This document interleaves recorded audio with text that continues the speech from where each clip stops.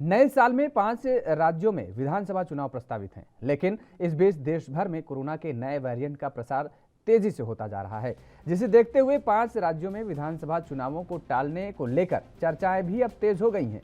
इन चर्चाओं को लेकर वरिष्ठ कांग्रेसी व राज्यसभा में विपक्ष के नेता मल्लिकार्जुन खड़गे ने चुनाव कराए जाने का समर्थन किया है। उन्होंने चुनाव कराए जाने के समर्थन के साथ ही मोदी सरकार पर चुटकी लेते हुए कहा कि जब पीएम चुनाव रैलियां कर सकते हैं तो 5 राज्यों में विधानसभा चुनाव भी होने चाहिए। राज्यसभा में विपक्ष के नेता मल्लिकार्जुन खड़गे का यह बयान छत्तीसगढ़ के स्वास्थ्य मंत्री टीएस सिंहदेव के चुनाव कराए जाने संबंधी बयान के समर्थन में आया है। छत्तीसगढ़ के स्वास्थ्य मंत्री टीएस सिंहदेव ने कहा कि अगर 5 राज्यों में प्रस्तावित विधानसभा चुनाव को स्थगित किया जाता है तो यह सही निर्णय नहीं होगा। उन्होंने कोरोना के संभावित तीसरी लहर के चलते 5 राज्यों के प्रस्तावित चुनावों को टाले जाने की चर्चाओं के बीच कहा कि भारत के चुनाव आयोग को अगले साल होने वाले विधानसभा चुनाव निर्धारित समय से पहले कराने चाहिए। और इसके साथ चुनाव आयोग से इलाहाबाद हाईकोर्ट की तरफ से उत्तर प्रदेश विधानसभा चुनावों को 1 से 2 महीने स्थगित करने संबंधी अपील पर हैरानी जताई है।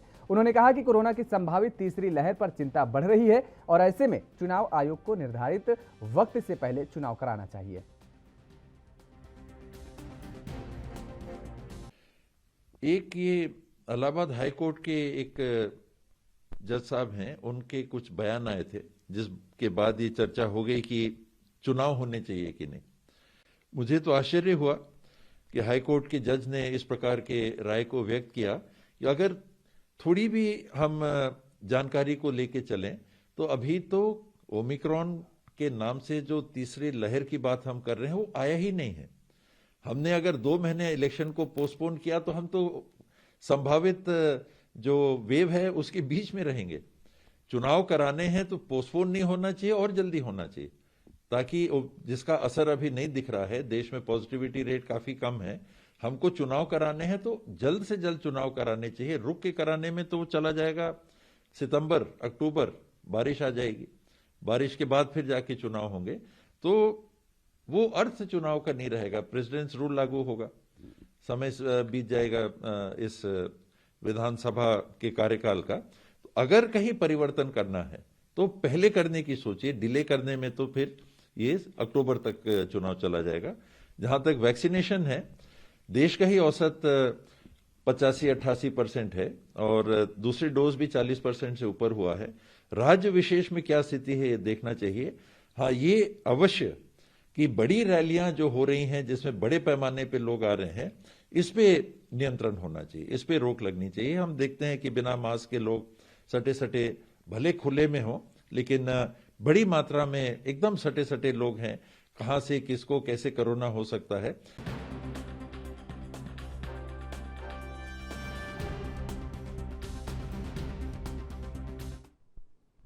और इसी खबर पर ज्यादा बातचीत के लिए हमारे साथ फोनलाइन जुड़ चुके हैं सर्वेश्वर पाठक जी, राजनीतिक विश्लेषक हैं। आपका बहुत बहुत स्वागत है सर्वेश्वर जी।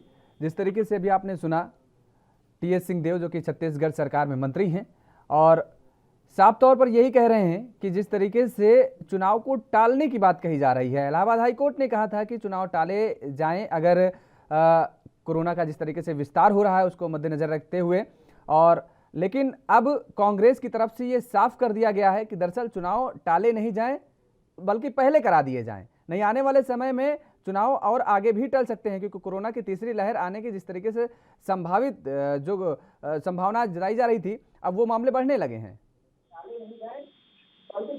देखिए योगेश जी, आपका कहना सही है। अगर कि इलाहाबाद हाईकोर्ट ने टिप्पणी की थी और सरकार से इलेक्शन कमीशन और प्रधानमंत्री जी को ये उनसे आग्रह किया था कि चुनाव को कुछ दिन टाल दिया जाए, लेकिन अभी जैसा कि आपने बताया और जो छत्तीसगढ़ के स्वास्थ्य मंत्री हैं वो टीएस देव सिंह, और उन्होंने कहा कि मतलब चुनाव को टाला नहीं जाए। तो आप देखिए मतलब जो है, अगर पहले अभी भी अगर ये चुनाव होंगे तो मिनिमम उनकी तैयारियां होने में पहले इलेक्शन कमीशन स्टेट का सर्वे करवाता है, उसके बाद सारे जो इंफ्रास्ट्रक्चर होता है उसको मूर्त रूप देता है, उसके बाद सरकार को रिपोर्ट देता है कि मतलब कि हम ये हैं तैयार हैं इलेक्शन करवाने में। तो स्टेट इलेक्शन कमीशन जो है वो सेंट्रल इलेक्शन कमीशन को कहता है और फिर वो चुनाव की तारीख और ये अनाउंस होते हैं। लेकिन अगर पहले करवाया जाए तो अभी जो ओमिक्रॉन का स्टेटस है आप देखेंगे डे बाय डे इंडिया में भी बढ़ता जा रहा है।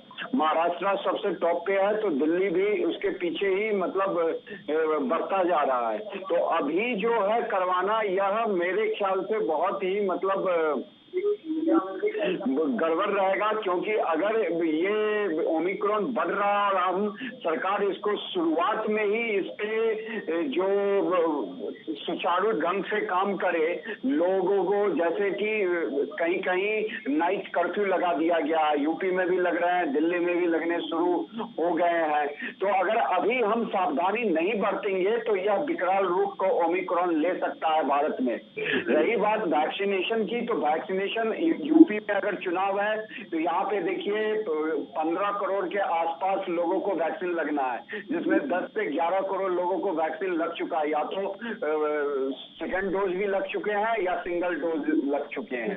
अब छत्तीसगढ़ का ही देखिए कि पिछले बार के जो दूसरी लहर थी उसमें। सर्वेश्वर जी, आपने कहा कि अभी चुनावों को टालना चाहिए, लेकिन सबसे बड़ा सवाल ये है कि जिस तरीके से मल्लिकार्जुन खड़गे जी ने कहा कि अगर प्रधानमंत्री नरेंद्र मोदी जी रैली कर सकते हैं, उन्होंने नाम लेकर के कहा, दरअसल केवल उन्हीं के लिए नहीं स्पेशली कहा जा रहा है यहाँ पर। मैं ये पूछना चाह रहा हूँ कि सारे दलों के नेता अगर रैली कर सकते हैं, अगर उसमें भीड़ इकट्ठा हो सकती है, तो चुनाव क्यों नहीं हो सकते? चुनाव में तो फिर भी कहीं ना कहीं सोशल डिस्टेंसिंग को मेंटेन कराया जा सकता है, लेकिन जिस तरीके से रैलियां होती हैं, रैलियों में देखने को मिलता है कि रेला लगा होता है, उसमें ना तो कहीं मास्क दिखता है, ना तो कहीं कोई सैनिटाइजर दिखता है, एक के ऊपर एक लोग चढ़े होते हैं। और जिस तरीके से ये नेता संबोधन करके चले जाते हैं, संबोधित करके चले जाते हैं, दिन में संबोधित करते हैं, रात में नाइट कर्फ्यू लगा देते हैं, इसका क्या मतलब निकलेगा? तो मल्लिकार्जुन जी के बयान में कहीं कोई दम है कि नहीं? योगेश जी, आपका कहना सही है कि जो भी रैलियां हो रही हैं केवल बीजेपी ही नहीं कर रही है, बाकी की सारी पार्टियां भी कर रही है। अब पंजाब में इलेक्शन है, कांग्रेस वहां पे पूरी तरीके से रैली पे रैली कर रहे हैं। पंजाब के सीएम चन्नी साहब, उसके बाद यहाँ समाजवादी पार्टी का जो अखिलेश यादव जी हैं वो भी रैली पे रैली कर रहे हैं। नाइट कर्फ्यू का मतलब औचित्य रहता नहीं है, और वो भी 11 बजे से लेकर सुबह 5 बजे तक। ठंड का माहौल है, ऐसे ही लोग सो जाते हैं। लेकिन अभी जो आप हम देखें तो अगर अभी चुनाव होता है तो मेरे को आशंका है कि जो केसेस हैं वो बढ़ जाएंगे। रैली उस तरीके से नहीं हो रही है जैसे चुनाव के समय में एक दिन में, मान लीजिए नरेंद्र मोदी जी यही है तो एक दिन में 4 से 5 जगह उनकी रैली का ये होता है। हर एक एरिया में कोई ना कोई नेता रैली करता ही रहता है। जब चुनाव का तारीख की घोषणा हो जाती है और फिर उस समय की स्थिति मैं बताता हूँ। अभी क्या हो रहा है कि 5 दिन पे एक बड़े जगह पे रैली हो रही है, उसके 5-7 दिन बाद कहीं दूसरी जगह हो रही है। सर्वेश्वर पाठक जी, लेकिन 5 दिन में नहीं, अब लगातार रैलियों का सिलसिला जारी है। फिलहाल हमारे साथ जुड़ने का आपका बहुत बहुत शुक्रिया। तो जिस तरीके से लगातार रैलियां चालू हैं, सभी राजनीतिक दल के नेता रैली कर रहे हैं, लेकिन रात्रि कर्फ्यू जो लगा हुआ है, वही मल्लिकार्जुन खड़गे ने कहा है कि अगर रैली हो सकती है तो चुनाव भी कराए जाएं।